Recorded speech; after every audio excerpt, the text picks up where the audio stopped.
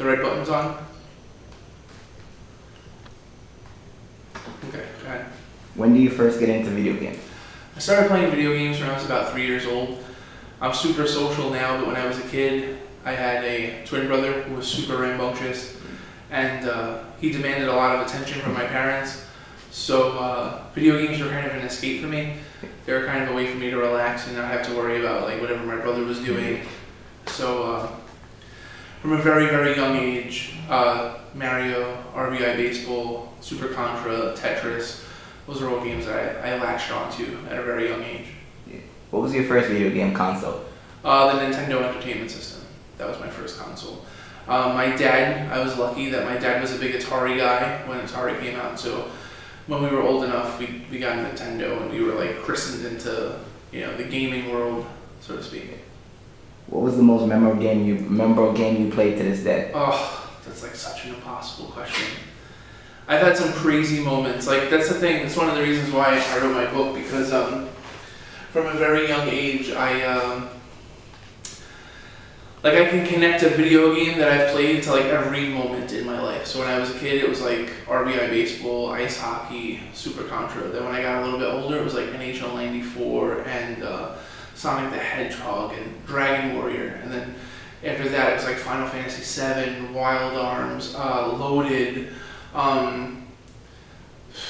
the Fallout series. It's like each point in my life, I can connect to a video game. So.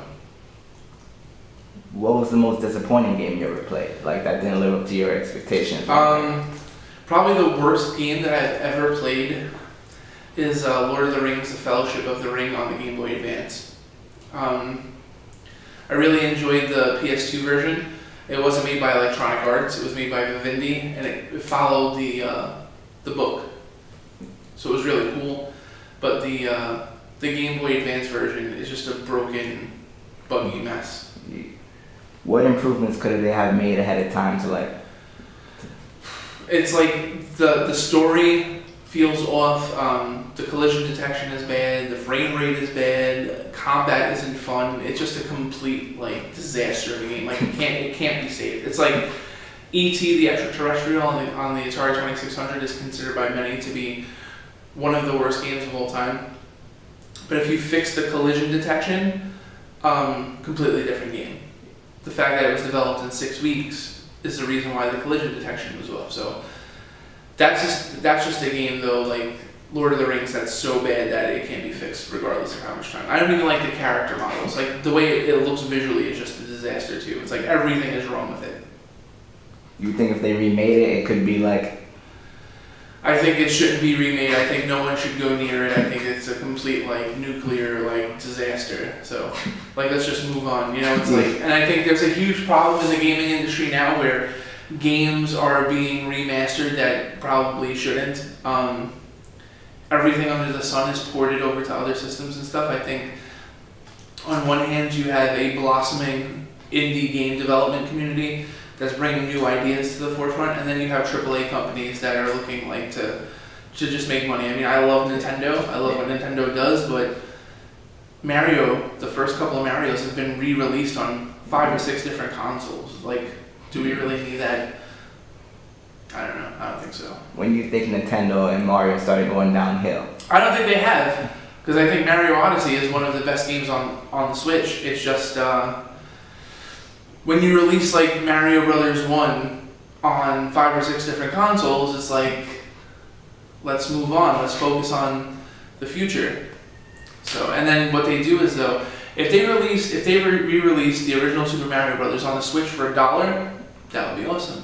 But they won't do that. They'll release it for like $10, when meanwhile you can get it online, you know, on the original NES for $5. If you probably get it for a penny somewhere.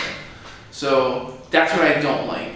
I don't like repackaging the same thing over and over and just reselling it for a higher price. I think that has the potential to really hurt the video game industry.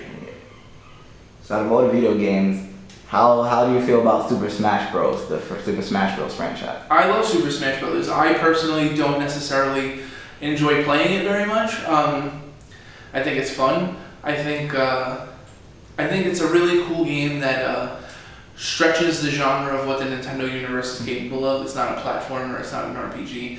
So it's like the only real fighting game that Nintendo has in their whole library. It's a lot of fun.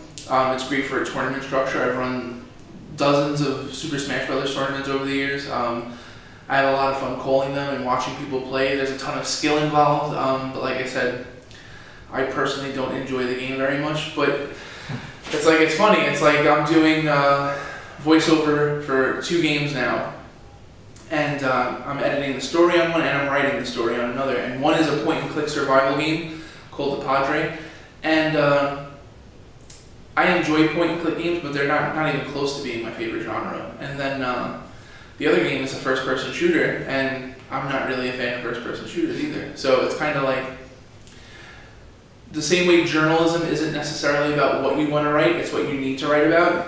These were games that people needed my help on, and I saw an opportunity to like get my start in the video game industry by working on these games, and I've kind of made myself a fan of these genres. So it's like, I think real video game fans aren't fanboys. They're not connected to like any one brand or anything. They just play the consoles where the games are. And in my situation, it's like I play the games that people are interested in because I'm a video game journalist and I need to stay on top of stuff. So considering the fact that I'm a video game journalist, if I said, oh, I've never played Smash Brothers, what's my credibility? You know, so I've played Smash Brothers intensely, especially on the Wii. That's the one that I enjoyed the most. But it's just not my cup of tea. But it's still a really cool game, and my nephews love it. So speaking of genres, what is your favorite video game? I would say it's a combination of either like sports and like RPG action. So like my favorite types of games to play are games like Diablo 3, Pokemon, Baldur's Gate Dark Alliance, the NHL series, the Madden series, the NBA 2K series, the WWE series. So it's like, I like sports, simulation, and RPG. Those are like, but at the same time too, I have a really soft spot for indie games. So like some games on the Switch that I really enjoy. Wonder Boy, The Dragon's Trap, Celeste, Super Daryl Deluxe. I like games that try and do interesting things. Well, how did this all in tie into your book being made? Basically what happened was I was bored. I've been teaching at Kingsborough for about 10 years, and I went to the head of the program and I said, we should really start a multimedia journalism program. I've taught the class at other colleges. I advise other colleges on how they should use multimedia in their classrooms, and I think it's something that we can do to move our program into the next millennium. I felt like our program is kind of dated, and we've gotten all this new equipment and all this great stuff, but I feel like it's a little dated. And they told me it wasn't in the cards, and so I said, okay, I'm going to write a book. So the head of my program said, fine, go write a book.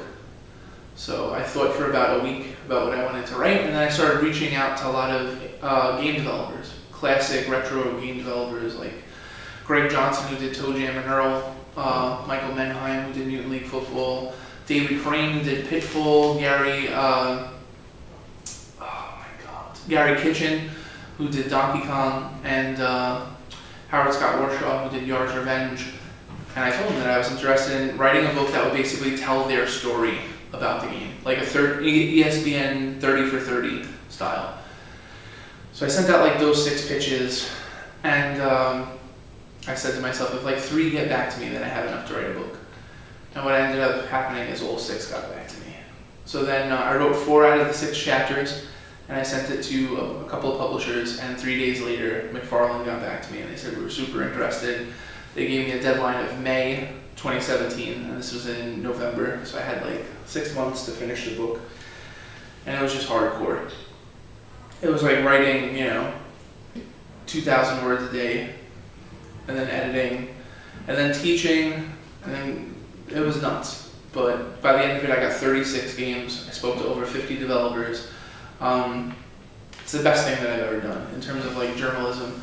The fact that like McFarlane is a academic publisher, meaning like a professor wrote a book about video games and their history, and it was published by an academic press that means that this book will be in libraries for kids to pick up means like the world to me. Because it's not written in a highfalutin, like, I'm a professor type of way.